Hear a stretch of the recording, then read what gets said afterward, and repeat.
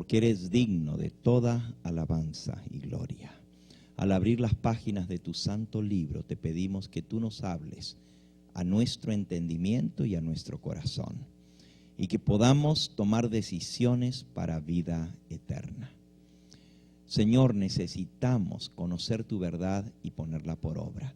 Por eso te suplicamos que no solamente podamos entenderla, pero que tu Espíritu Santo nos lleve a ponerla en práctica en nuestra vida. Bendice a cada persona aquí presente. Tú conoces cada corazón, tú conoces nuestras necesidades. Y si hay alguno que en esta hora ha venido con algún problema, alguna necesidad muy grande, sé propicio a cada uno y danos lo que más necesitamos en el nombre de Jesús. Amén. Pueden tomar asiento.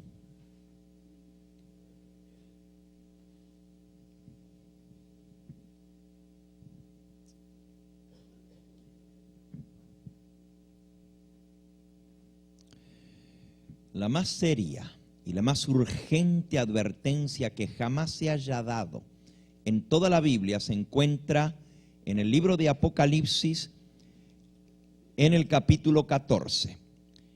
En nuestro temario en inglés estamos estudiando el capítulo 14 de Apocalipsis, pero en español no lo hemos tocado todavía, así que en esta noche vamos a ver la advertencia que nos da Dios contra la adoración a la bestia.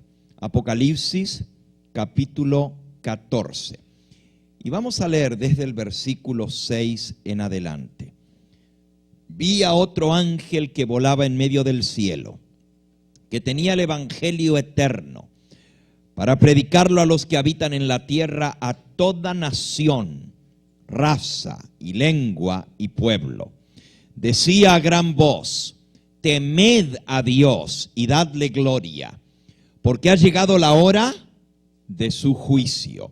Adorad al que hizo los cielos y la tierra, el mar y las fuentes de las aguas. El mensaje del primer ángel llama a dar adoración al único Dios, al creador de los cielos y de la tierra, porque ha llegado la hora de su juicio. Siguió otro ángel, este es el segundo. El segundo lo estudiamos ya en esta noche. Ha caído Babilonia, y es el que estamos estudiando en inglés. Pero ahora vamos al tercer ángel. Un tercero dijo a gran voz, esto está en el versículo 9 de Apocalipsis 14: si alguno adora a la bestia y a su imagen, y recibe su marca en la frente o en la mano, él también beberá del vino de la ira de Dios, que ha sido vaciado puro en el cáliz de su ira, y será atormentado con fuego y azufre delante de los santos ángeles y del Cordero. Hemos aprendido que en el mensaje de los tres ángeles se encuentra el choque entre dos sistemas de adoración. El mensaje del primer ángel dice: adorad al creador de los cielos y de la tierra. El mensaje del tercer ángel dice: si alguno adora a la bestia o a su imagen. El asunto es a quién adoramos, a quién servimos. Es el choque entre la adoración falsa y la adoración verdadera.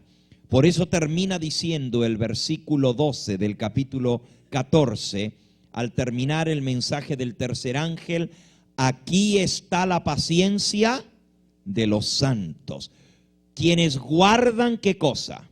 Los mandamientos de Dios y la fe de Jesús. Nosotros queremos seguir la fe de Jesús, guardando sus mandamientos.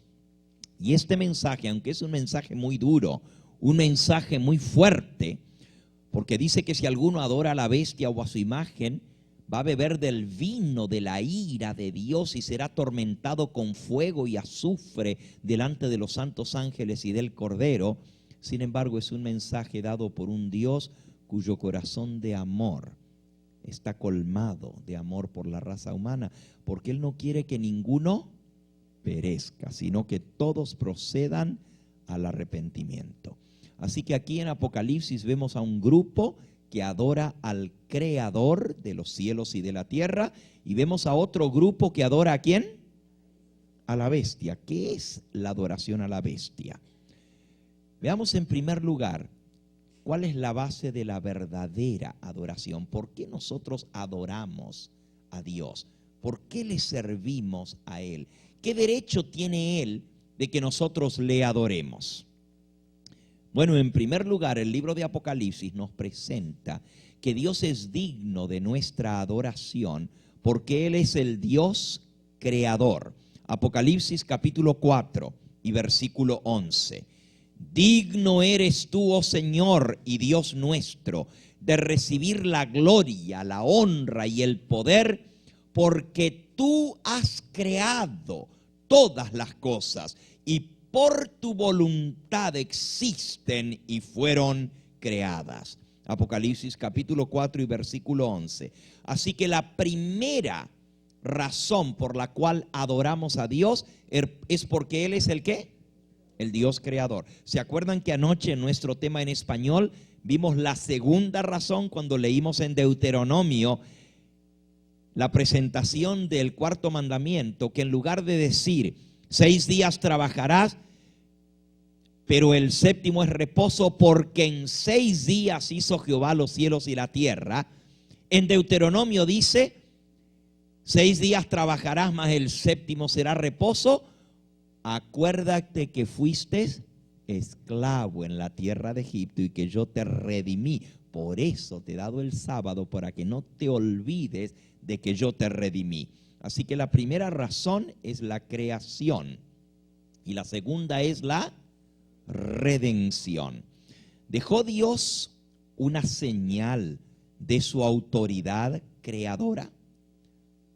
Tenemos aquí en esta tierra una señal de la autoridad creadora de Dios. Bueno, la ley de Dios nos muestra que Él tiene derecho, porque Él nos creó y Él dejó su ley para que le obedezcamos. Pero dentro de la ley de Dios se encuentra la señal, se encuentra el sello de Dios, la señal de su autoridad creadora. Nos dice Éxodo capítulo 20 y versículo 8. Acuérdate del día del sábado para santificarlo. 6 días trabajarás y harás toda tu obra, pero el séptimo día es sábado, reposo para Jehová tu Dios. ¿Y por qué Él nos pide que guardemos el sábado? ¿Por qué? Porque en 6 días hizo Jehová los cielos, la tierra, el mar y todo lo que hay en ellos, y reposó en el séptimo día. Por esto Jehová bendijo el día del sábado y lo santificó. ¿Desde cuándo entonces viene el sábado? Desde la creación del mundo, porque Dios hizo en 6 días los cielos y la tierra, y el séptimo día cesó y reposó.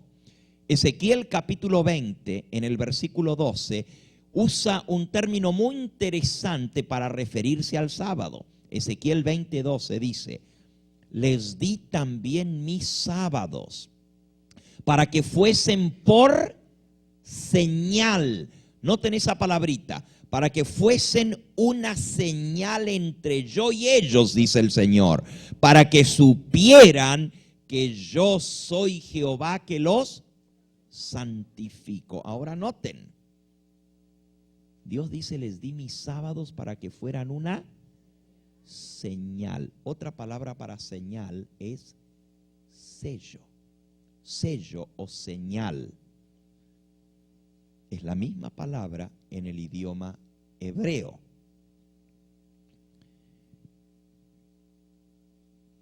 ¿Qué es lo que Dios quiere sellar entre sus hijos? Dice Isaías 8:16: ata el testimonio, ¿sella qué? ¿Sella qué? La ley entre mis discípulos. ¿Se acuerdan lo que vimos hace 2 noches atrás? Que en el nuevo pacto el Espíritu Santo escribe ¿qué cosa en nuestro corazón? Su ley. Hebreos capítulo 8. Dice, este es el pacto que haré con ellos después de aquellos días, dice el Señor. Escribiré mi ley en su corazón, en su mente la grabaré. Yo seré a ellos por Dios y ellos me serán a mí por pueblo. El Espíritu Santo quiere escribir su ley en nuestro corazón. ¿Por qué? Porque si Dios va a redimirnos para que vivamos eternamente con Él, para llevarnos con Él, Él no va a llevar un pueblo rebelde, un pueblo que le desobedezca para que comience otra vez la tragedia del pecado, como ya comenzó una vez aquellos que se rebelaron contra Dios. No, Dios quiere un pueblo que le obedezca. Por eso Él tiene que escribir su ley en nuestro corazón. Y aquí en Isaías 8:16 dice, ata el testimonio, sella la ley entre mis discípulos. Ahora, en el libro de Apocalipsis hay dos sellos o dos marcas. Vamos a Apocalipsis capítulo 7 primero. Apocalipsis capítulo 7. Y vamos a leer allí en el versículo 1 al 4. Dice así. Después de esto vi a 4 ángeles en pie sobre los 4 ángulos de la tierra, que detenían los 4 vientos de la tierra para que no soplase viento alguno sobre la tierra, ni sobre el mar, ni sobre ningún árbol. Y vi también a otro ángel que subía de donde sale el sol y tenía, ¿qué tenía? ¿Qué tenía? El sello del Dios vivo, y clamó a gran voz a los 4 ángeles, a quienes se les había dado el poder de hacer daño a la tierra y al mar, diciendo, no hagáis daño a la tierra, ni al mar, ni a los árboles, hasta que hayamos sellados en sus frentes a los siervos de nuestro Dios. Noten, los ángeles que tienen el poder de hacer daño con las plagas finales, reciben una orden. No hagáis daño hasta que hayamos sellado en su frente a los siervos de nuestro Dios. Y dice que viene el ángel que trae el sello del Dios vivo para colocarlo en la frente de aquellos que sirven a Dios. Ese es el sello de Dios. En un momento vamos a ver lo que es el sello de Dios que Él coloca en la frente de sus hijos. Ya vimos que el Espíritu Santo escribe la ley en la mente. Ya vimos que Dios quiere sellar su ley entre sus discípulos. Y en un momento vamos a ver qué cosa es ese sello de Dios. Pero por otro lado, hay otro sello.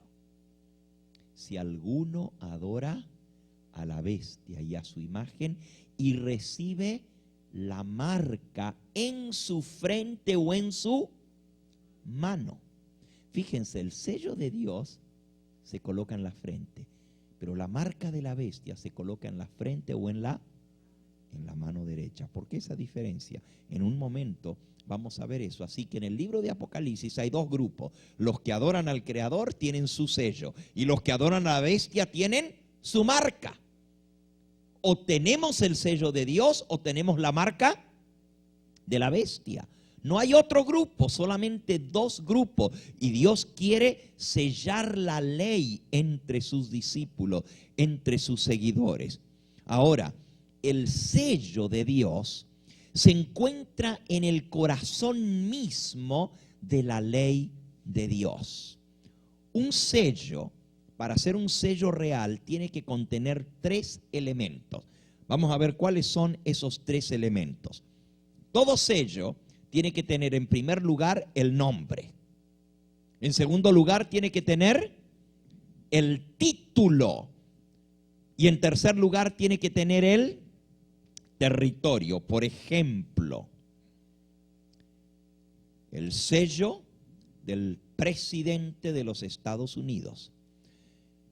Tiene que decir George Bush, presidente de los Estados Unidos de Norteamérica.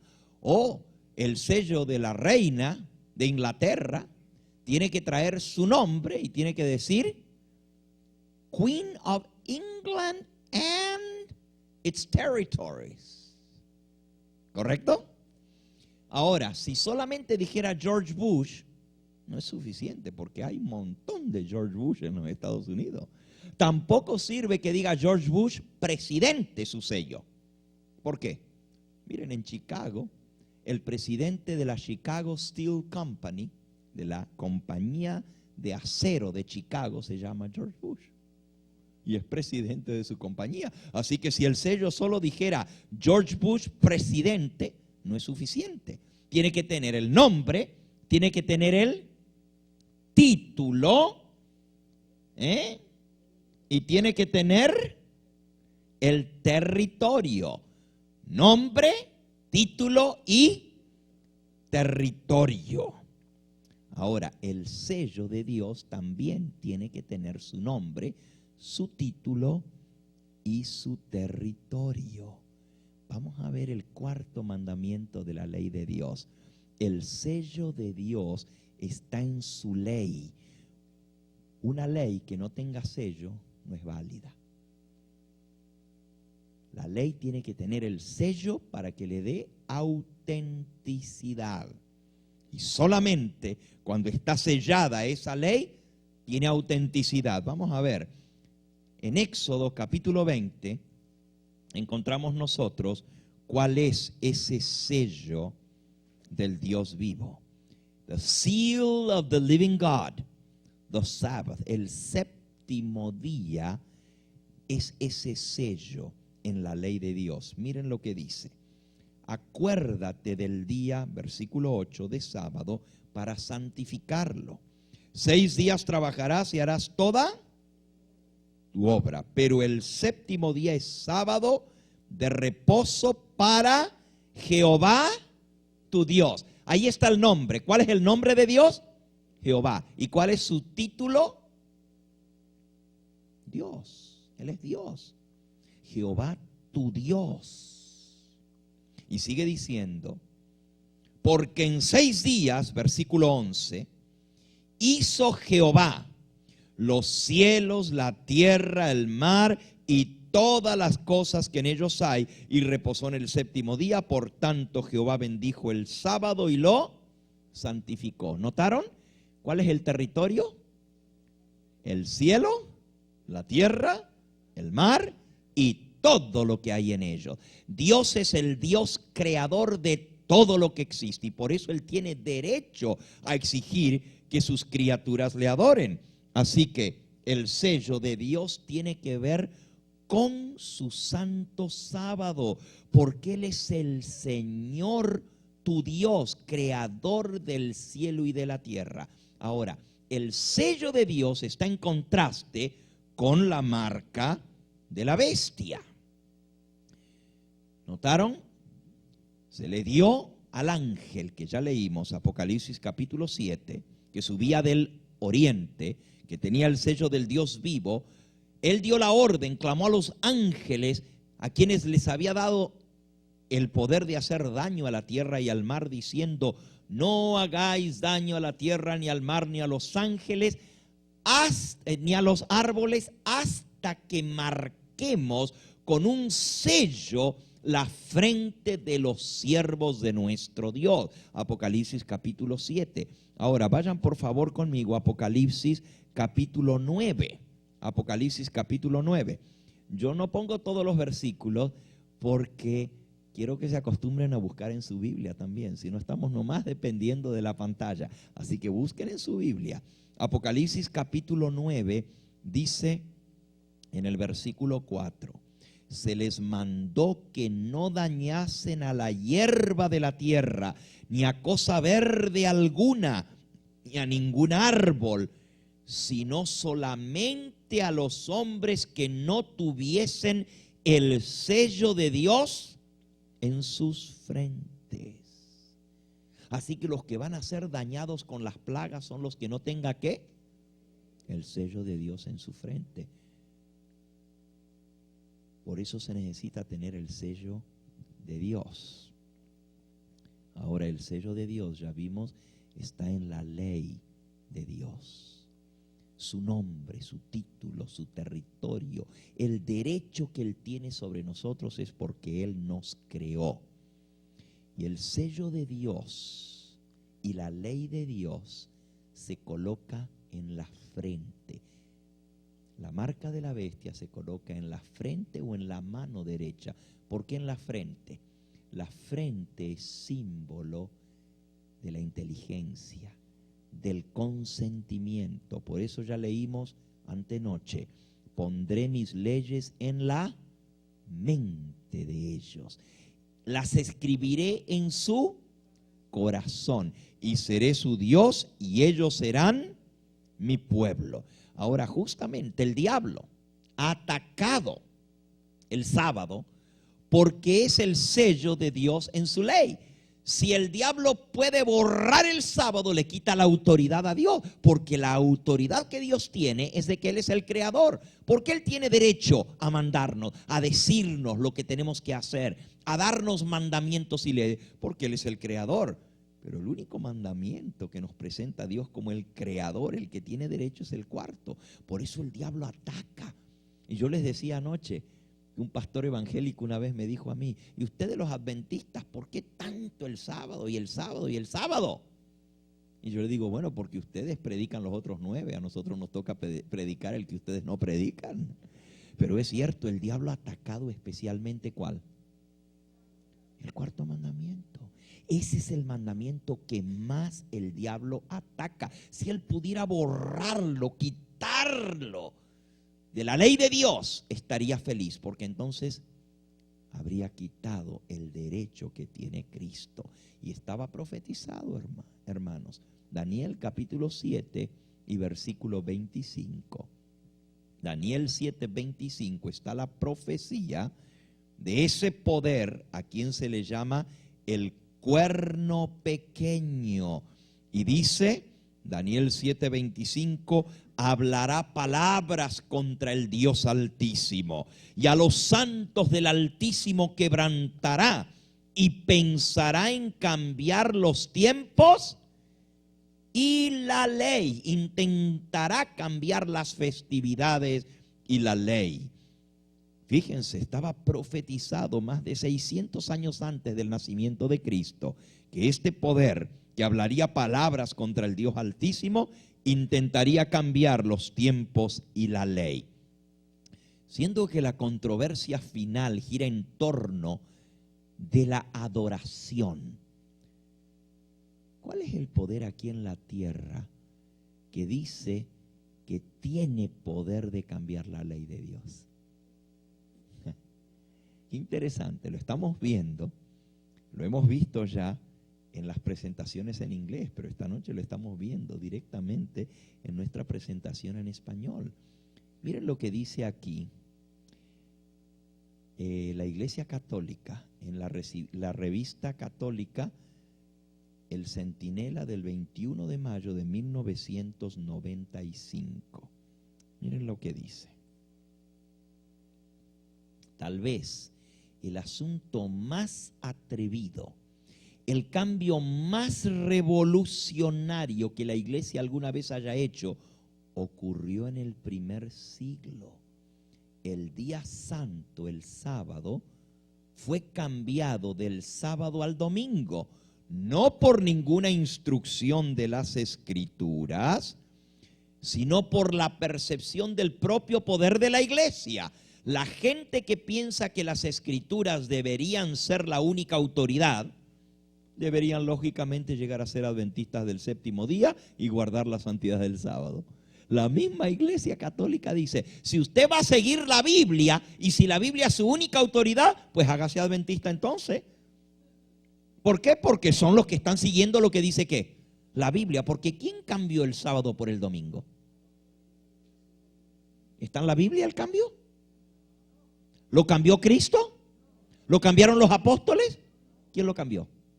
Ahí dice, la iglesia, con la autoridad que ella dice haber recibido, cambió el sábado por el domingo. Así que si su base es la Biblia, pues entonces guarde el sábado con los adventistas. La misma Iglesia Católica declara eso. Y sin embargo, muchas iglesias no católicas también guardan el domingo. El Papa, con el poder que él tiene, se atrevió. ¿Se acuerdan lo que leímos? Vamos a repasarlo, ahora lo tengo aquí en español. El Papa tiene poder para cambiar los tiempos y para abrogar las leyes, para pasar por alto todas las cosas, aún los preceptos de Cristo. Wow. Eso dice decreto, los decretos episcopales dados por el Papa. Dice que él tiene el derecho de cambiar los tiempos y la ley y aún cambiar los preceptos de Cristo. El diablo ha atacado el sello de Dios el sábado porque es la base de toda la adoración. Y vamos a ver este poder que se menciona en Apocalipsis, donde Apocalipsis 14 nos dice si alguno adora a la bestia. Vamos a ver qué cosa es la bestia. Vamos a Apocalipsis capítulo 13, porque en el 14 nos dice si alguno adora a la bestia o a su imagen, pero vamos a ver qué cosa es la bestia. Vamos a Apocalipsis capítulo 13. Dice: me paré sobre la arena del mar y vi subir del mar una bestia. Esta bestia tenía 7 cabezas y 10 cuernos, y en sus cuernos tenía 10 diademas, y sobre sus cabezas un nombre blasfemo. La bestia que vi era semejante a un leopardo, sus patas como patas de oso, su boca como boca ¿de qué? De león. Y el dragón le dio su poder y su trono y grande autoridad. Ahora noten, la bestia tiene cuerpo de leopardo, patas de oso, boca de león, tiene 7 cabezas y tiene 10 cuernos. ¿Qué cosa es esto? ¿Qué quiere decir Dios con un animal tan grotesco, con 7 cabezas, con 10 cuernos, con cuerpo de leopardo, con boca de león, con patas de oso? ¿Por qué Dios usa esta terminología? La Biblia se explica a sí misma, pero necesitamos entender esto para entender lo que es la marca de la bestia, porque el mensaje del tercer ángel dice, si alguno adora a la bestia y a su imagen. Así que tenemos que entender lo que es la bestia para entender lo que es la marca de la bestia. En primer lugar, la bestia es un poder romano. ¿Cómo sabemos esto? Muy interesante. Yo no tengo el tiempo en esta hora de ir en todos los detalles, pero vamos a ver una profecía muy interesante. Apocalipsis 13 la vamos a comparar con Daniel capítulo 7 para entender que esta bestia es un poder romano que sale de Roma. Dice el versículo 1 de Apocalipsis 13, vi que subía del mar una bestia que tenía 10 cuernos y 7 cabezas. Y sobre sus cuernos tenía 10 diademas, y sobre sus cabezas había un nombre de blasfemia. La bestia que vi era semejante a un leopardo. Sus patas eran como de oso, su boca como la boca de león, y el dragón le dio su poder y su trono y grande autoridad. ¿Quién le dio su poder y su trono? El dragón. Ok. Para entender por qué la bestia tiene 7 cabezas y tiene 10 cuernos y tiene cuerpo de leopardo y tiene boca de león y patas de oso, tenemos que dejar que la Biblia sea su propio intérprete. Y para esto tenemos que ir al libro de Daniel. En Daniel encontramos 4 bestias. Daniel capítulo 7. La primera bestia era como un león, que tenía 2 alas. ¿Qué imperio representaba? Babilonia. Ahora, para los que están viniendo a los temas en inglés, esto está bien clarito, porque lo hemos venido estudiando bastante, lo que es Babilonia. La primera bestia representada por un león. La segunda bestia, esto es en Daniel capítulo 7, menciona estas 4 bestias. Daniel capítulo 7. La segunda bestia dice que era como un oso, que tenía 3 costillas en su boca. La tercera bestia era un leopardo, que tenía 4 cabezas. ¿Buscaron ustedes Daniel capítulo 7? Ok.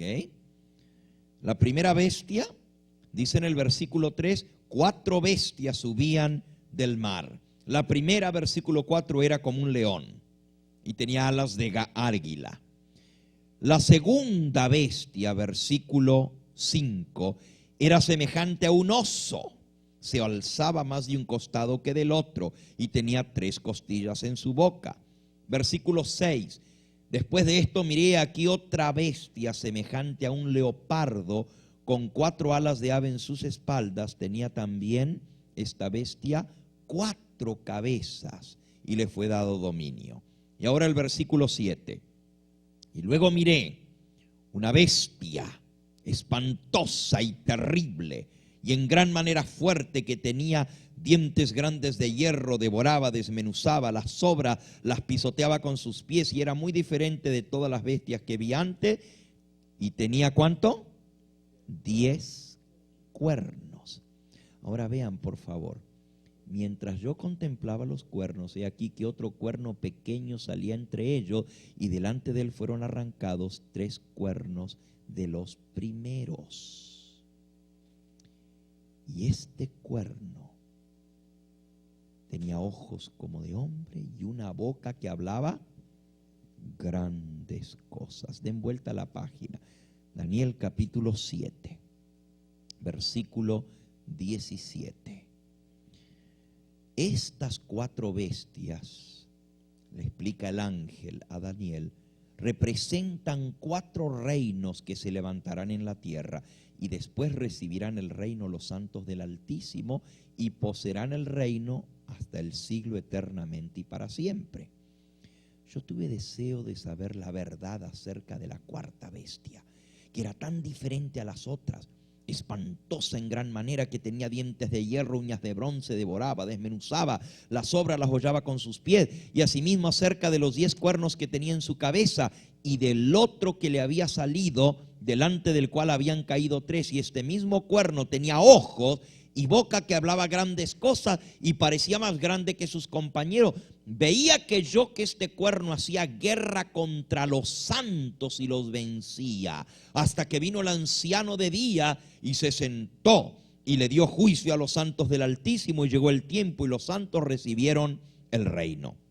Y me dijo así: la 4ª bestia será un 4.º reino en la tierra. 4.º reino, miren, la primera un león, Babilonia; la segunda un oso, Medo-Persia; la tercera un leopardo, Grecia; y la 4ª una bestia espantosa, Roma. Ahora miren qué interesante. Babilonia 2 alas, la velocidad de la conquista de Babilonia. Pero Grecia con Alejandro Magno conquistó en la mitad del tiempo 4 alas, la velocidad de conquista. El oso, Medo-Persia, estaba más levantado de un lado que del otro. Los medos y los persas, pero los persas llegaron a levantarse más que los medos, y tenía 3 costillas en su boca. Los persas destruyeron 3 naciones y las aniquilaron. Una fue Babilonia, la otra fue Lidia, y la otra fue Babilonia, Lidia y Egipto. Las 3 naciones que destruyó Persia, las aniquiló, las 3 costillas en la boca. La tercera bestia, un leopardo, tenía 4 cabezas. ¿Por qué? Porque el imperio de Alejandro Magno se dividió en 4, entre los 4 generales: Lisímaco, Seleuco, Casandro y Ptolomeo. Se dividió en 4, por eso 4 cabezas. Pero la 4ª bestia, después del imperio griego, viene Roma, el imperio romano. Esta es la bestia más fuerte, más poderosa, la que más tiempo dominó al mundo. Tiene 10 cuernos. 10 cuernos, aquí lo explica lo que son. Dice que los 10 cuernos, versículo 23, me dijo: la 4ª bestia será un 4.º reino en la tierra, el cual será diferente de todos los otros reinos, y a toda la tierra devorará, trillará y despedazará. Y los 10 cuernos significan que de aquel reino se levantarán 10 reyes, la división del imperio romano. El Imperio Romano se dividió en 10 naciones, las naciones de Europa. Los anglosajones, Inglaterra, los suevos, Portugal, los visigodos, España, son las tribus que invadieron el Imperio Romano. Los francos, Francia, los alamanes, Alemania, los vándalos, los ostrogodos, los burgundios, 10 en total. De aquel reino se levantarán 10 reyes. Y tras ellos, versículo 24, se levantará otro cuerno, el cual será diferente de los primeros, y a 3 reyes derribará. Ese cuerno que va a arrancar 3 de las naciones de Europa para surgir, sale de la cabeza de la cuarta bestia, que es Roma, y hablará palabras contra el Altísimo, y a los santos del Altísimo quebrantará, y pensará en cambiar los tiempos y la ley. Quiere decir que ese poder que se iba a atrever de cambiar la ley de Dios iba a salir de Roma, que es la cuarta bestia. Iba a arrancar 3 cuernos para surgir 3 naciones que arrancó el papado para poder él tomar el poder en Europa. Interesantísimo. Ahora estamos entendiendo por dónde va esta profecía, pero todavía tenemos que ver por qué la bestia de Apocalipsis 13 tiene 7 cabezas y 10 cuernos. Miren, recuerden que la bestia es un poder político. 4 bestias son 4 reinos. Cuando Daniel vio estas 4 bestias, era en la época de Nabucodonosor, rey de Babilonia. La primera bestia era la que estaba gobernando, el león. Pero todavía faltaba mucho tiempo que vinieran los medos y los persas, que vinieran los griegos, las 4 divisiones del imperio griego y finalmente Roma. Todo eso se cumplió, exactamente como la profecía lo decía. Cuando Juan escribió el libro de Apocalipsis, ya había pasado Babilonia, había pasado Medo-Persia, había pasado Grecia, y quien estaba reinando entonces era ¿quién? Roma. El apóstol Juan escribió desde la isla de Patmos, donde fue desterrado por predicar el evangelio de Cristo por el emperador romano. Fueron los romanos los que crucificaron a Cristo. Poncio Pilato, gobernador romano, el que dio la orden de mandarlo a matar. Soldados romanos fueron los que cuidaron la tumba. Aunque los judíos pidieron que lo mataran, los romanos fueron los que lo ejecutaron. Era este poder, la cuarta bestia. Pero cuando Juan ve esto, la bestia que estaba gobernando era Roma, que es la cuarta bestia, que era la bestia que tenía los 10 cuernos.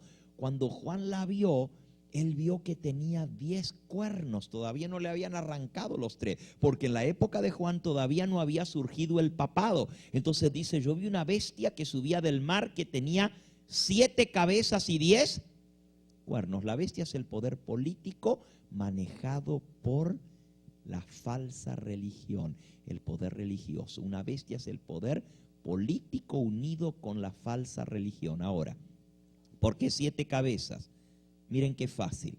La bestia de Apocalipsis 13, y por favor noten la bestia. Vi subir del mar una bestia que tenía 7 cabezas y 10 cuernos. Lo primero que dice Juan es lo que él notó antes de describir otra cosa. Dice, vi que subía del mar una bestia que tenía 10 cuernos. ¿Qué te está diciendo Juan? 10 cuernos. ¿Cuál era la bestia que tenía 10 cuernos? Roma. Esa es la época cuando él está escribiendo. Así que lo primero que él dice es 10 cuernos. Ahora 7 cabezas. Esta es una bestia compuesta. Porque mira, tiene nombres de blasfemia, pero la bestia era semejante a un leopardo, con pies como de oso y con boca como de león. Noten, por favor, es una bestia compuesta de todas las demás. Porque las 4 bestias, una era león, esta bestia tiene boca de león. La segunda bestia era un oso, esta bestia tiene patas de oso. La tercera bestia era un leopardo. Esta bestia tiene cuerpo de leopardo. Pero la cuarta bestia tenía 10 cuernos y esta bestia tiene 10 cuernos. Pero ¿cuántas cabezas? ¿No? ¿Cuántas cabezas tiene? Exactamente, tiene 7 cabezas. Por favor, no se olviden eso. La bestia tiene 7 cabezas y 10 cuernos. Ahora vayamos otra vez a las 4 bestias, porque esta bestia está compuesta de las 4. Y cuenten, por favor.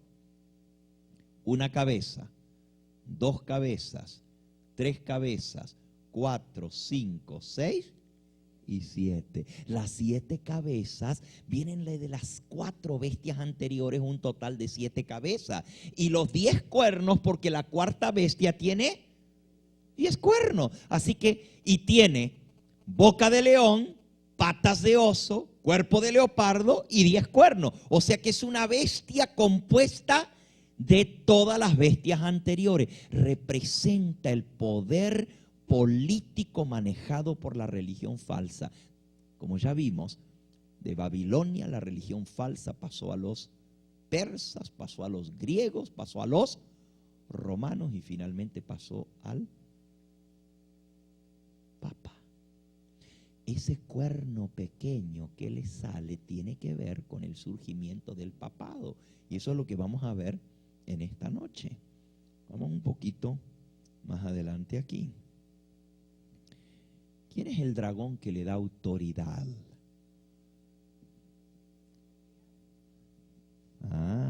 Apocalipsis 12:9 identifica al dragón como Satanás. Pero Satanás trabaja por medio de agentes humanos. Vamos a Apocalipsis capítulo 12. Apocalipsis 12, por favor. Ahí está el dragón. Y vamos a ver que el dragón también tiene 7 cabezas. Pero si el dragón es el diablo, ¿cómo es que el diablo tiene 7 cabezas? ¿Se acuerdan que yo les prometí que íbamos a ver esto más adelante? Pues ahora estamos viendo lo que es la bestia. Dice Apocalipsis capítulo 12, versículo 3. Apareció otra señal en el cielo. He aquí un gran dragón escarlata que tenía 7 cabezas y 10 cuernos, y en sus cabezas 7 diademas, y su cola arrastraba la tercera parte de las estrellas del cielo y las arrojó sobre la tierra. Y el dragón se paró frente a la mujer que estaba para dar a luz, a fin de devorar a su hijo tan pronto como naciese. Y la mujer dio a luz un hijo varón, que regirá con vara de hierro a todas las naciones, y su hijo fue arrebatado para Dios y para su trono. ¿Quién es el hijo que fue arrebatado al cielo y se sentó en el trono de Dios? Jesús. Pero el dragón se paró frente a la mujer, la iglesia, para comer, para destruir al niño tan pronto como naciera. ¿Quién es el dragón? Versículo 9. Y fue lanzado fuera el gran dragón, la serpiente antigua que se llama Diablo y Satanás. ¿Por qué el diablo tiene 7 cabezas? Son los 7 reinos que ha usado el diablo para perseguir al pueblo de Dios. Son los 7 intentos de Satanás de dominar al mundo entero. 7 cabezas. Una de esas cabezas fue la que trató de destruir a Cristo, porque cuando Él nació, el poder que estaba en el mundo era el poder romano. Y fueron justamente los romanos, Herodes, el rey Herodes, que era gobernador de la provincia de Judea del Imperio Romano, mandó a matar a todos los niños para destruir al Señor Jesús. Pero Dios protegió a su hijo, dándole un sueño a San José, que sacara a la madre y al niño, porque el rey quería quitarle la vida. Así que en Apocalipsis, el dragón, obrando a través de Roma pagana, intenta destruir a Jesús. Un romano trató de matar a Jesús. Un gobernador romano, Pilato, condenó a Jesús. El sello romano se colocó sobre la tumba de Cristo y una guardia romana guardó su tumba. Qué interesante.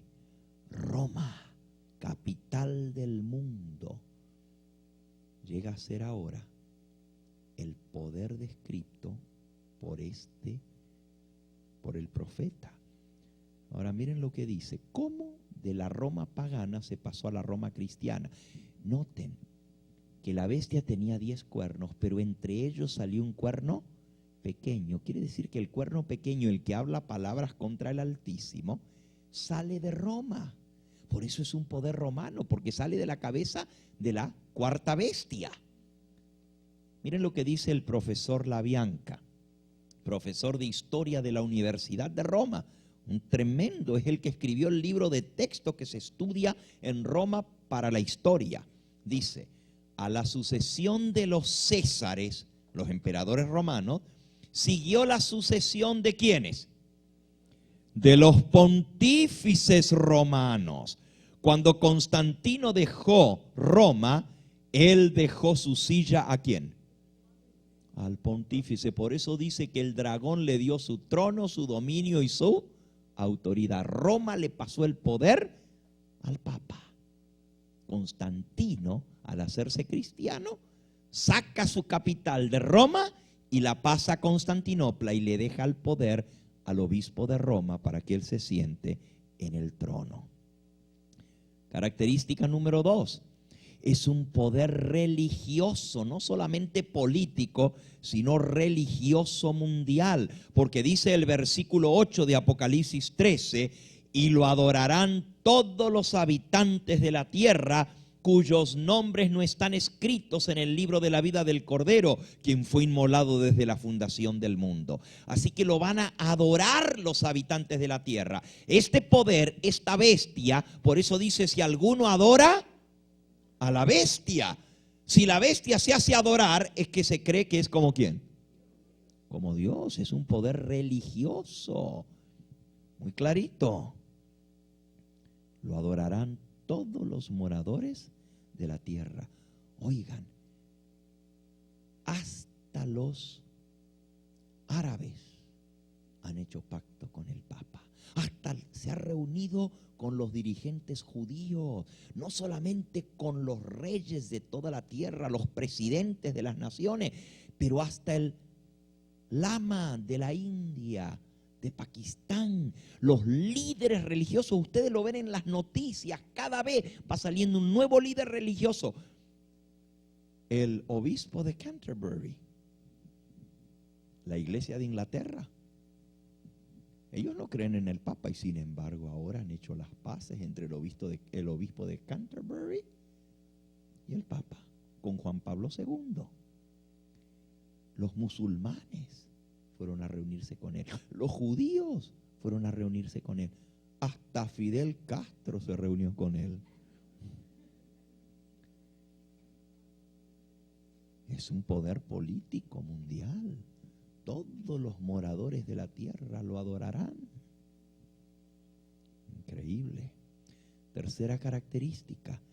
Es un poder religioso que domina los poderes civiles. La bestia es un poder religioso que tiene poder sobre los poderes civiles, o sea, sobre los gobernantes de la tierra. Porque miren lo que dice el versículo 7 de Apocalipsis 13. Estamos siempre estudiando ahora Apocalipsis 13. Dice el versículo 7, se le permitió hacer guerra contra los santos y vencerlos, y también se le dio autoridad sobre toda tribu, pueblo, lengua y nación. Tiene autoridad, este poder, sobre las naciones de la tierra. Oh, qué interesante. Cuando viene a México, lo recibe el presidente de México como su igual, como jefe de Estado. Pero no es igual que él, porque se postra delante de él, le besa el anillo. Va a la Argentina, lo recibe el presidente de la Argentina. Es un líder religioso. Si viniera el presidente de los adventistas, ¿lo va a recibir el presidente de la nación? No, a los que nos interesa irlo a recibir somos a los adventistas. Si viene el presidente de los bautistas, ¿va a ir el presidente de la nación a recibir al presidente de los bautistas? No, porque es un poder religioso. ¿Por qué el obispo de Roma vienen los presidentes a recibirlo? Ah, tiene mucha autoridad, tiene mucho poder, tiene mucha influencia en el mundo. Es un poder político, religioso. ¿Por qué hasta Fidel Castro está con él? ese que no cree en nadie, ni en Dios. Pero sí, al Papa sí, allá lo tuvo con él. Le fue dado poder sobre toda raza y pueblo y lengua y nación. Durante la Edad Media, el Papa ponía a los reyes en Europa y los quitaba. Todo rey tenía que venir a ser coronado por el Papa, y hasta humillaba a los reyes que no se le sometían. ¿Se acuerdan el rey de Francia que se rebeló contra él? Lo puso en entredicho y excomulgó al rey de Francia. Y tuvo que venir de vuelta a pedirle perdón el rey de Francia, y lo tuvo 3 días afuera en la nieve. Se llama eso la humillación de Canosa. Le dijo, ¿quieres pedir perdón? Descalzo en la nieve, me vas a esperar ahí afuera hasta que yo me digne a recibirte. Eso es lo que están viendo allí cuando le viene el rey de Francia a pedir perdón al obispo de Roma. Es superior a los demás reyes de la tierra. La historia general de Myers en la página 455 dice, bajo él, o sea, bajo el obispo de Roma, casi se cumple la pretensión papal que todos los soberanos terrenales eran meramente vasallos del pontífice romano. Casi todos los reyes y príncipes de Europa juraron lealtad a él como su soberano. Roma fue nuevamente la concubina del mundo. Wow. Cuarto indicio de este poder. Es un poder blasfemo, porque dice el versículo 1 de Apocalipsis 13 que tenía un nombre blasfemo en su cabeza, y el versículo 6 dice, abrió su boca en blasfemias contra Dios, para blasfemar de su nombre, de su tabernáculo, es decir, contra los que tienen su morada en el cielo. ¿Qué cosa es blasfemia? ¿Qué es blasfemia? Bueno, el Señor Jesús dijo, mi Padre y yo uno somos. Y los judíos cogieron piedras para apedrearlo. Y él les dijo, ¿por cuál buena obra me apedreáis? Y le dijeron, no te apedreamos por buena obra, sino por la blasfemia, porque tú, siendo hombre, te haces Dios. San Juan 10:33. ¿Qué cosa es blasfemia? Siendo hombre, hacerse Dios. Cristo no era blasfemo porque era Dios, pero miren lo que dice la Escritura, 2 de Tesalonicenses 2:4. Se levantará, se opondrá, se alzará contra todo lo que se llama Dios o que se adora, tanto que se sentará en el templo de Dios, haciéndose pasar como si fuera Dios. Ahora, bien clarito, Papa León XIII, nosotros tenemos sobre esta tierra el lugar del Dios Todopoderoso, dijo el Papa León XIII. Los judíos quisieron apedrear a Jesús. ¿Qué otra cosa es blasfemia? ¿Se acuerdan que lo vimos? ¿Perdonar qué? Pecados. Le trajeron un hombre al Señor Jesús. Y los fariseos y los escribas lo acusaron porque él le dijo al hombre, tus pecados te son perdonados. Y los fariseos comenzaron a razonar diciendo, ¿quién es este que habla blasfemias? ¿Quién puede perdonar pecados si no solo Dios? Ahora, ¿era Cristo blasfemo? ¿Por qué? Porque él era Dios, pero uno que siendo hombre dice que tiene derecho a perdonar los pecados, ¿es igual a quién? Se hace igual a Dios. El Señor Jesús es el único que tiene el poder. Y como ya leímos en esta noche, hay un solo Dios y un solo mediador entre Dios y los hombres, Jesucristo, hombre. Pero este hombre que está en Roma, se cree que él tiene el poder para perdonar los pecados. Otra característica. Es un poder religioso que reinó supremo por 1260 años. Miren Apocalipsis capítulo 13. Dice allí en el versículo 5. Y la bestia le fue dada una boca que hablará insolencias y blasfemias, y le fue dada autoridad para actuar por 42 meses. ¿Cuántos son 42 meses? 42 meses. Cada mes tiene 30 días en el calendario judío. 42 por 30 son 1260 días, que en profecía son 1260 años, Ezequiel 4:6. Y justamente la supremacía papal es legalmente reconocida como habiendo comenzado en el año 538, cuando entró en efecto el decreto del emperador romano Justiniano, que hizo al obispo de Roma cabeza sobre todas las iglesias, maestro de la doctrina y corrector de herejía. ¿En qué año? En el 538. Fue en ese año que arrancó el tercer poder de los tres cuernos a los ostrogodos. Los ostrogodos estaban en Roma. El rey de los ostrogodos, Teodorico, tenía su trono en Roma, y los ejércitos papales tuvieron que echar a Teodorico para que el papa pudiera reinar en Roma. Y si usted cuenta del año 538 y le suma 1260 años, lo va a llevar al año 1798. Historia de la Iglesia, volumen 3, página 327. Virgilio subió a la silla papal en el 538 bajo la protección militar de Belisario. Belisario era el capitán del ejército católico que destruyó a los ostrogodos. Pero si usted le suma 1260 años, y por cierto, el rey de los ostrogodos, sorpréndanse, el rey de los ostrogodos se llamaba Teodorico, y cuando los ejércitos de Belisario llegaron a Roma, Teodorico pidió clemencia. No le hicieron caso, sitiaron la ciudad de Roma.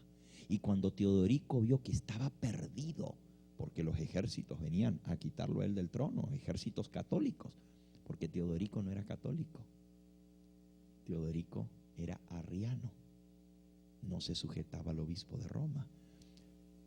Los ejércitos papales entraron y sitiaron la ciudad, y él dijo: mejor que me escape porque me van a matar. Se vistió de un viejito, de un lingera le decimos nosotros a un pordiosero, y con una bolsa al hombro se puso barba, se disfrazó y trató de escapar. Pero cuando iba escapando, la ciudad de Roma, ustedes saben, pasa el río Po, y hay que cruzar el río para escaparse de la ciudad, porque la ciudad está toda circundada por el río Po. Tenía que cruzar el puente. Y entonces se disfrazó y ya casi se escapaba, pero arriba del puente lo pararon las guardias y lo reconocieron, que era Teodorico. Lo tomaron prisionero arriba del puente el 20 de febrero del año 538 y lo mataron. Qué interesante que 1260 años más tarde el Papa recibe lo que él sembró. Le fue permitido hacer guerra contra los santos y vencerlos. Déjenme contarles un poquito de 1798, qué pasó. Pero antes de eso, vamos a ver esta característica. Le fue permitido hacer guerra contra los santos y vencerlos. En el 538 recibió la autoridad de perseguir y corregir la herejía. Y entonces comienza a destruir sistemáticamente a todos los herejes. El que no aceptaba al obispo de Roma como cabeza era mandado a matar. Millones de personas perdieron la vida durante ese tiempo. Le fue dado poder sobre todo pueblo, lengua y nación. Por 1260 años llevó a la muerte a miles y millones.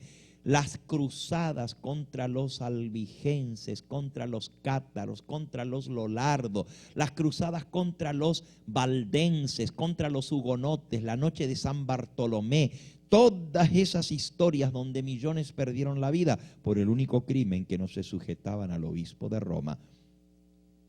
Les prendían fuego a la hoguera para quemarlos. Pero dice la profecía en Apocalipsis 13:3, vi una de sus cabezas como herida de muerte. Se le dio poder para gobernar 42 meses, pero una de sus cabezas iba a ser herida de muerte. Miren lo que sucedió. En el año 1798, dice la American Encyclopedia, el general Berthier, general de los ejércitos de Napoleón, hizo su entrada a Roma, aboliendo el gobierno papal y estableciendo un gobierno secular. ¿En qué año? 1798. ¿Qué día tomaron prisionero al Papa en Roma?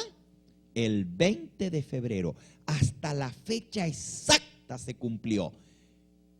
Belisario había tomado a Teodorico el 20 de febrero sobre el puente del río Po. Sobre el mismo puente.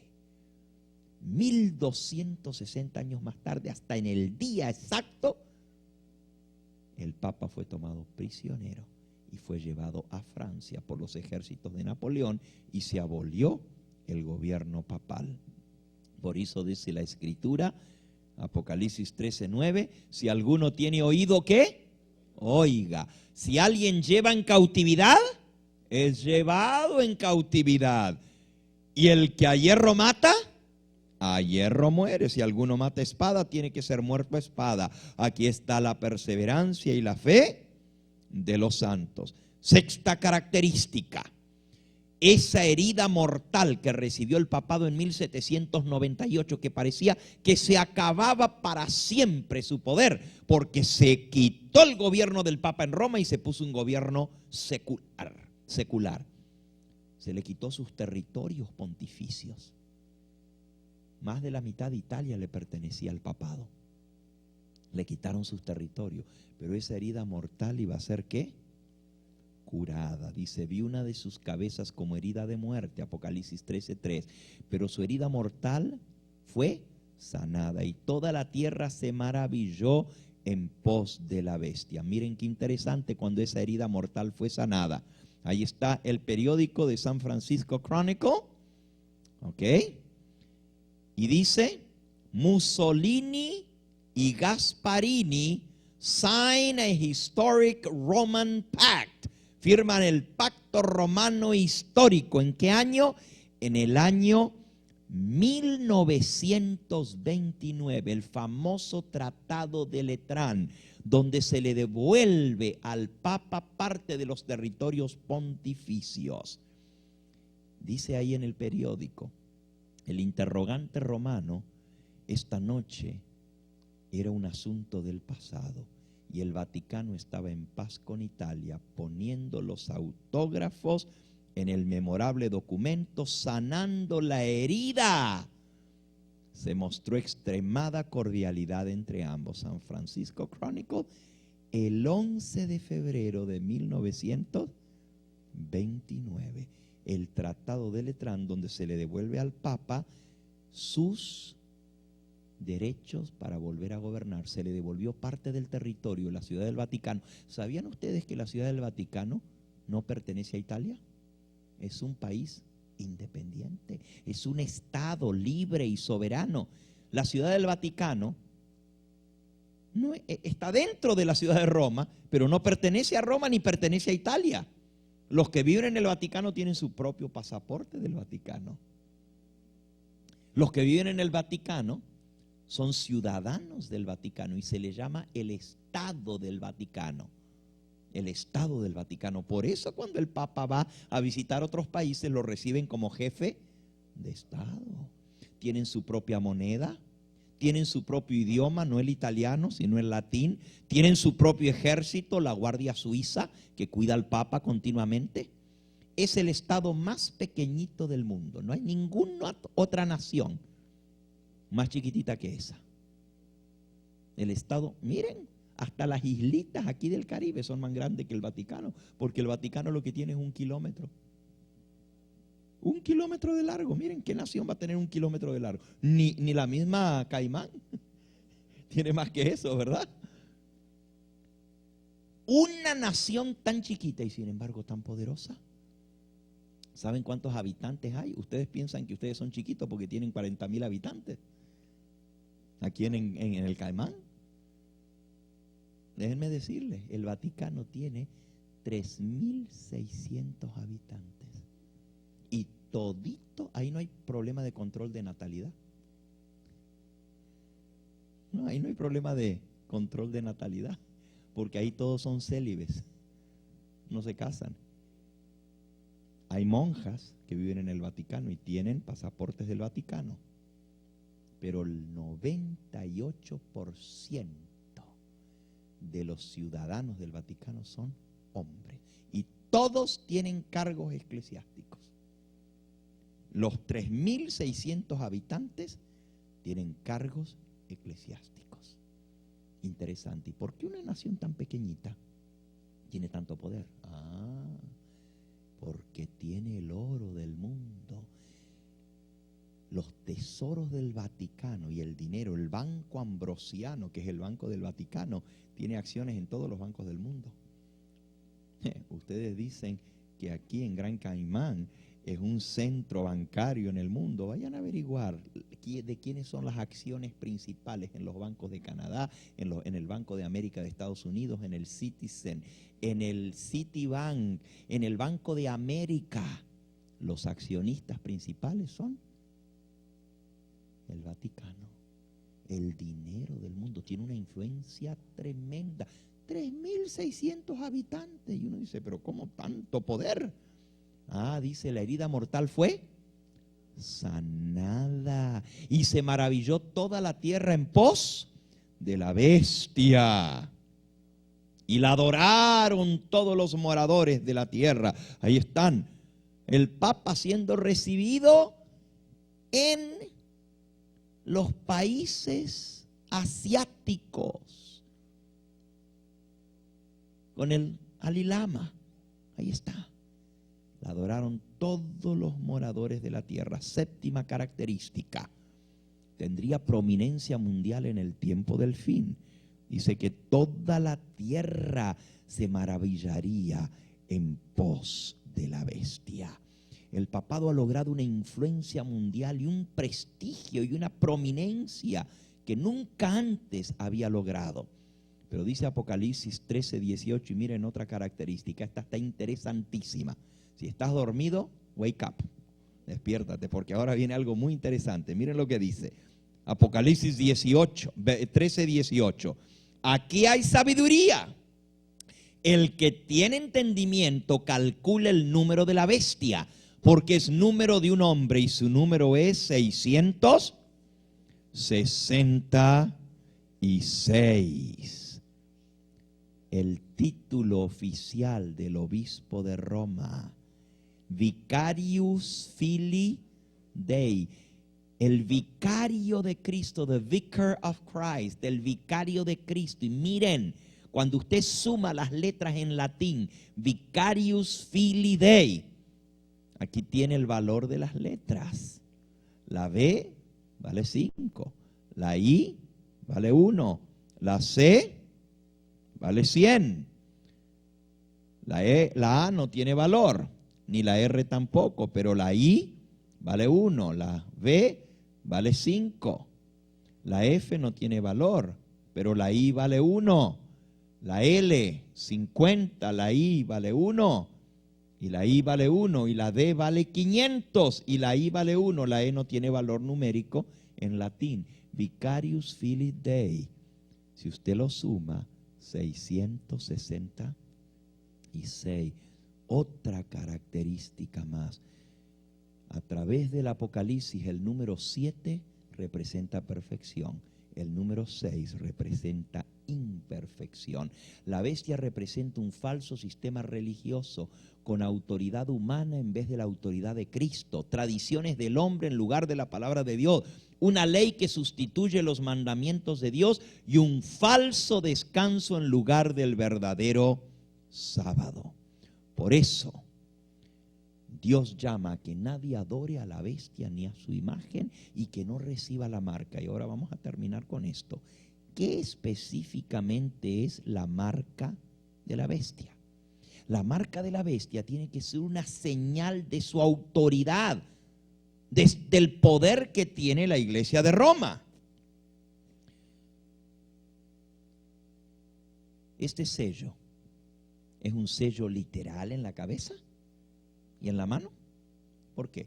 Porque la bestia es un símbolo, la imagen es un símbolo, el nombre es simbólico, el sello también es simbólico, la marca es simbólica.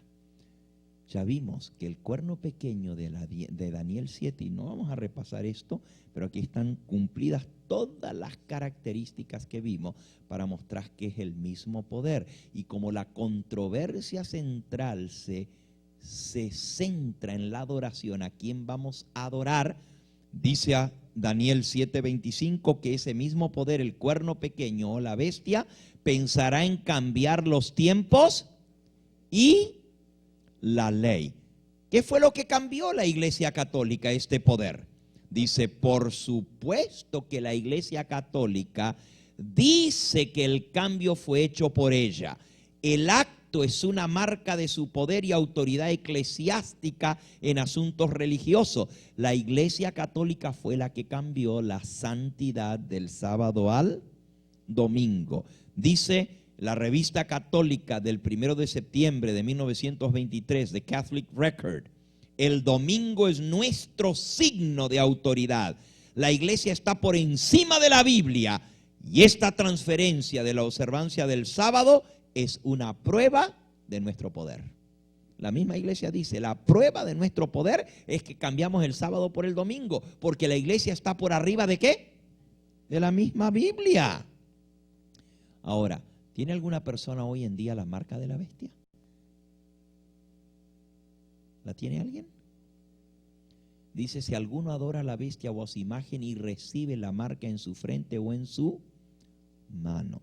Nadie recibirá la marca de la bestia hasta que se aprueben leyes religiosas obligando a sustituir el sábado por el domingo. Se tienen que dar leyes porque recuerden que la bestia es un poder civil. Así como el Papa dio una ley en el año 1998, que es su carta pontificia de apostolado que se llama Dominis Dei, el día del Señor, de domingo. Y en esa carta apostólica pontificia él dice que se debe guardar el domingo, pero él dice allí que él está pidiendo a los gobiernos de las naciones que respeten el derecho que tienen los ciudadanos de descansar el domingo, que respeten el derecho, y que los gobiernos están obligados a hacer leyes que protejan el derecho de los pueblos de poder guardar el domingo. Entonces él está pidiendo en esa carta a las naciones de la tierra que establezcan leyes. Cuando el gobierno civil ponga una ley o imponga una ley dominical, entonces se va a ver unido la política con él, la religión. Y recién entonces se puede decir que hay una marca de autoridad. Tiene que estar unida la política con la religión, obligando al falso día de descanso. ¿Qué nos traerá el futuro? Acaba de morir Juan Pablo II. Hay un nuevo papa, Benedicto XVI, pero Benedicto XVI es el defensor de la fe. Él era, antes de llegar a ser papa, el cardenal Ratzinger, tenía el cargo más importante en el Vaticano, y ese cargo era defensor de la fe. ¿Quién era el defensor de la fe? En la Edad Media, el defensor de la fe era el encargado de la Inquisición. El defensor de la fe. Este papa, que acaba de ser nombrado, tiene el cargo de principal inquisidor, cabeza de la Inquisición. Ahora no hay una Inquisición, pero cuando se establezcan leyes, la Biblia dice que va a volver la Inquisición. Se van a unir la política con el Estado otra vez. Y aún en los Estados Unidos de Norteamérica, que es un país protestante, se va a obligar a guardar el domingo. La Biblia predice una confederación de religiones que tratará de unir la iglesia con el Estado. Y dice Apocalipsis 13, y hacía que a todos, pequeños y grandes, ricos y pobres, libres y esclavos, se les ponga una marca en la mano derecha o en la frente, y que nadie pueda comprar ni vender, sino que tenga la marca, es decir, el nombre de la bestia o el número de su nombre. Y se le permitió dar aliento a la imagen de la bestia, para que la imagen de la bestia hablase e hiciera matar a todos los que no adoran a la imagen de la bestia. Nuestras libertades históricas serán desafiadas. La Constitución de los Estados Unidos dice que ningún poder civil en los Estados Unidos puede hacer una ley de carácter religioso, pero según la Biblia se va a poner una ley que obligue a guardar el domingo. ¿Qué haremos nosotros cuando llegue ese momento? Así como Pedro y los apóstoles, tendremos que decir: es necesario obedecer a Dios antes que a los hombres. Y esta prueba llegará para todos nosotros. El Señor Jesús quiere colocar su sello sobre tu vida. Su sello es su santo sábado.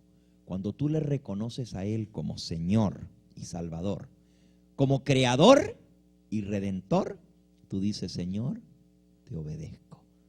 Voluntariamente. El sello de Dios se coloca ¿dónde? En la frente, porque yo tengo que aceptar. No puede ser de otra manera. Yo tengo que aceptar. Pero la marca de la bestia se coloca en la frente o en la mano. La mano es señal de la fuerza. La frente es señal de la mente, del consentimiento. Muchos que recibirán la marca de la bestia el falso día de descanso, la prueba de su autoridad. El sábado es la prueba de la autoridad de Cristo. El domingo es la prueba de autoridad de la bestia. Muchos que aceptarán el domingo por la fuerza, lo harán porque están convencidos que es el día que deben guardar. Pero otros lo van a hacer por fuerza. En la mano lo van a recibir. Si alguno de ustedes recibe la marca de la bestia, o sea, acepta el falso día de descanso, ya no va a ser en la frente, va a tener que ser ¿dónde? En la mano. ¿Y por qué en la mano? Porque usted ya conoce la verdad. No lo pueden convencer. Entonces, por la fuerza va a aceptar, para no perder su trabajo, o para que no le echen en la cárcel, o porque no pierda su familia, no persigan a sus hijos. Por la fuerza va a aceptar esa marca, pero no por convencimiento, porque tú y yo conocemos la verdad. El Señor Jesús te invita en esta hora a servirle a Él. Adorad al que hizo el cielo, la tierra, el mar y las fuentes de las aguas. No adoréis a la bestia ni a su imagen. ¿Quieres responder a ese llamado del Señor en esta hora? ¿Quieres decirle: Señor, yo sé que tú me estás llamando a tomar una decisión. Yo sé que estas son cosas muy serias, pero yo quiero servirte a ti, el único Dios verdadero? ¿Cuántos de los que están aquí ya en el pasado tuvieron que hacer esa decisión de salir del error, de la mentira, de salir del engaño, de salir de las enseñanzas que vienen de la antigua Babilonia, que vienen de Roma? Tener que haber abandonado el domingo como día de reposo y seguir lo que dice la palabra de Dios. ¿Cuántos de los que están aquí tuvieron una vez que hacer esa decisión en su vida? ¿Puedo ver las manos? ¿Cuántos tuvieron que salir y tomar esa decisión? Oh, son muchos. Pueden bajar sus manos. ¿Cuántos de los que están aquí nacieron en un hogar adventista y desde niños guardaron el sábado? ¿Puedo ver las manos? Ok, son la otra mitad. Una última pregunta. ¿Cuántos de los que están aquí todavía no han tomado esa decisión? No se han unido con la iglesia que guarda los mandamientos de Dios y guarda el santo sábado, pero saben que Dios los está llamando a tomar una decisión en favor de la verdad? ¿Cuántos de los que están aquí todavía no han recibido el sello de Dios, que es el santo sábado, como señal de que son parte del pueblo de Dios, pero saben que Dios los está llamando a tomar esa decisión? ¿Puedo ver las manos? Amén. El Señor te bendiga. Amén. El Señor te bendiga. Amén, hermano. El Señor le bendiga. ¿Saben? Es una decisión bien seria, bien solemne. Dios nos está llamando a tomar esa decisión en favor de la verdad. Vamos a ponernos en pie y vamos a pedir que el Espíritu Santo selle esta decisión en el corazón de cada uno de aquellos. Nosotros vamos a tener una ceremonia bautismal mañana por la noche. Y recuerden que el bautismo es la señal de la entrada al pueblo de Dios. A través del bautismo nos casamos con Cristo. Él llega a ser nuestro Dios y nosotros llegamos a ser parte de su pueblo en esta tierra. Y vamos a orar especialmente por aquellos que han de ser bautizados el día de mañana. Les voy a pedir a aquellos que levantaron su mano, son 3 personas, que se acerquen aquí adelante para orar especialmente por ustedes. Vengan. Y si tú sabes de alguien más que necesita tomar esta decisión, yo te invito en el nombre del Señor Jesús a que vayas hasta el lado de esa persona y lo traigas aquí también para orar por él o por ella. El Señor te bendiga por esta decisión tan hermosa. El Señor te bendiga a ti, mi hermano. Mañana llegó el gran día esperado. El hermano me contaba, el Señor lo tuvo que traer de Cuba aquí para venir a conocer esta verdad tan grande. Bendito sea su nombre. El Señor te bendiga a ti y a ti también, mi hermano. Gloria a Dios. Qué lindo es verles aquí. Hay gozo en el cielo por estas decisiones. ¿Saben? Dios llama a sus hijos. Y si nosotros no somos rebeldes, si no nos resistimos, el imán de Cristo nos atrae. Bendito sea su nombre. ¿Hay alguien más que aún no ha tomado esta decisión? Jesús te está llamando en esta hora. Ven. Amén. El Señor te bendiga. Gloria a Dios. Amén. Ven, joven, en el nombre del Señor Jesús. Ven. Hay gozo en el cielo por estos pecadores que se están entregando a Cristo. Amén. El Señor te bendiga. Gloria a Dios. Bendito sea su nombre. Amén. Saben, yo tengo aquí unas tarjetitas.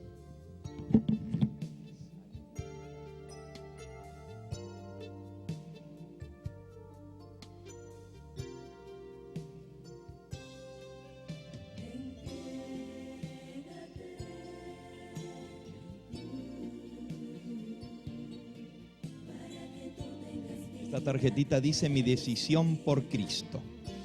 Yo sé que Cristo me está hablando a mí hoy. Deseo ser bautizado. Si esa es tu decisión, marca allí ese cuadradito si tú quieres ser bautizado. Luego dice: me aparté de Jesús, pero hoy he decidido volver a Él definitivamente. Quiero reconciliarme con Jesús y su iglesia. Si tú ya fuiste bautizado, pero necesitas reconciliarte con el Señor y comenzar de nuevo, puedes marcar el segundo cuadradito. ¿Hay alguien aquí en esta noche que necesita reconciliarse con el Señor? Ven, acércate. Si el Señor te está llamando, ven. Ven, en el nombre del Señor. Amén. El Señor te bendiga. Bendito sea su nombre. Luego dice: ya fui bautizado en otra iglesia, pero quiero unirme con la iglesia remanente que guarda todos los mandamientos. Quiero salir de Babilonia. Si esa es tu decisión, marca allí. Si ya fuiste bautizado en otra iglesia, si hay alguien aquí que fue bautizado en otra iglesia, el Señor te está llamando a ti. Ven.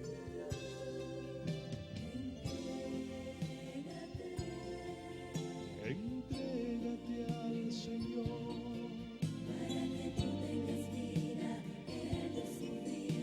Sus brazos abiertos están.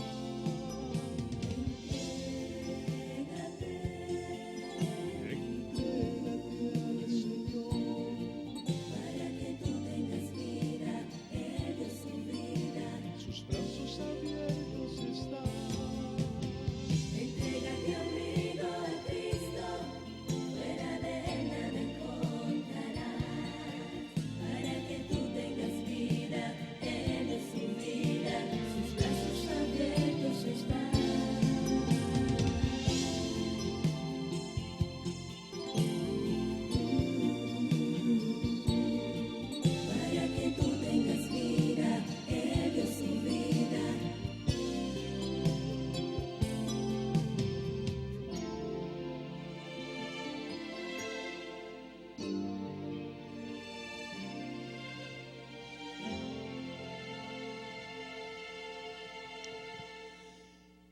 Gloria a Dios, aquí viene otro joven también. Bendito sea el nombre del Señor.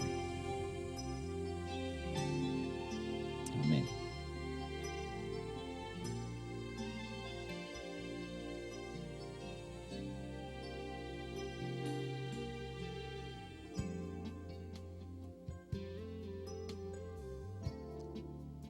Señor te bendiga, joven. Amén.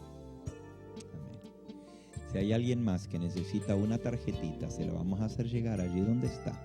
Nomás levante la mano y le vamos a hacer llegar una tarjetita. Si tú estás en uno de estos tres grupos, si nunca fuiste bautizado y sabes que Dios te está hablando para que te bautices, puedes marcar allí.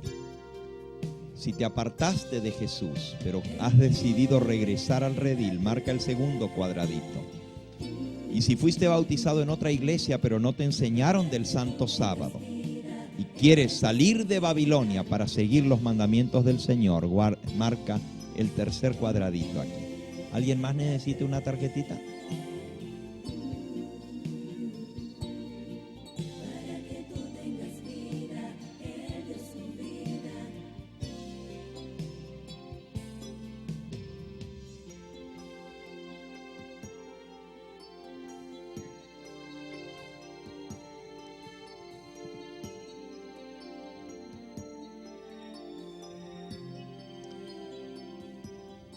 Se la puedes dar, muchachos. Muy bien, vamos a orar por cada una de estas almas.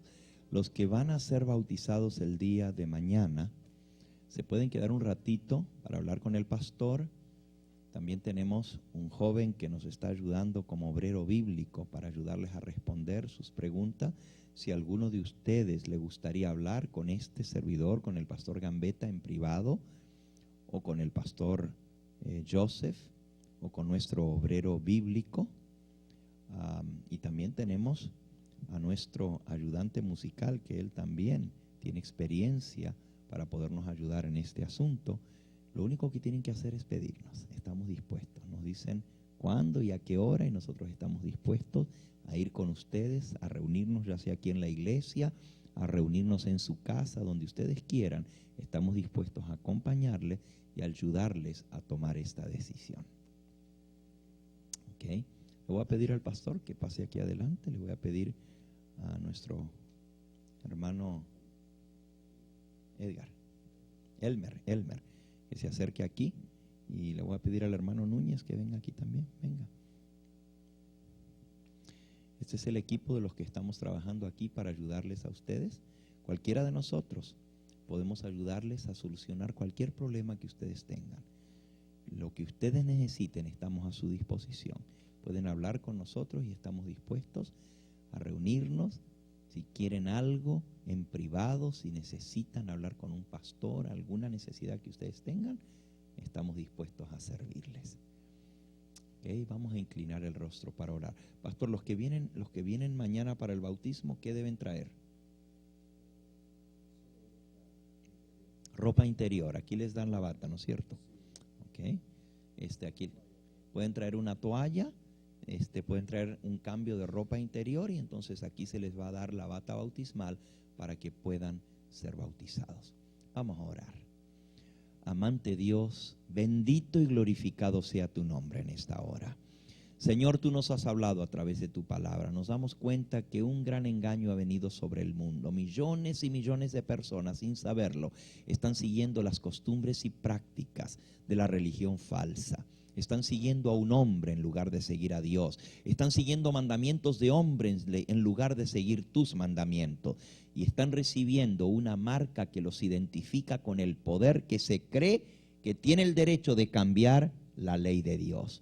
Te damos gracias, Señor, porque tú nos has dado a nosotros esta luz y esta gran verdad. Y humildemente te pedimos que selles este mensaje en nuestro corazón. Mira estas preciosas almas que han pasado aquí adelante. Son hijos tuyos, Señor, sinceros. Tú les has llamado, tú los has traído. No es casualidad que estén aquí. Tú has guiado sus pasos hasta este lugar. Y te doy gracias porque tú pusiste en su corazón el deseo de entregar su vida a ti. Sella esta decisión para vida eterna y que podamos vernos en el reino de los cielos, gracias a la decisión que esta noche fue tomada. Te los entregamos en tus brazos de amor. Si hay cualquier problema o dificultad que resolver, te pedimos que tú abras las puertas, que tú allanes el camino para que estas almas puedan sellar su vida contigo. En el nombre precioso de Jesús lo agradecemos. Amén, Señor. Amén.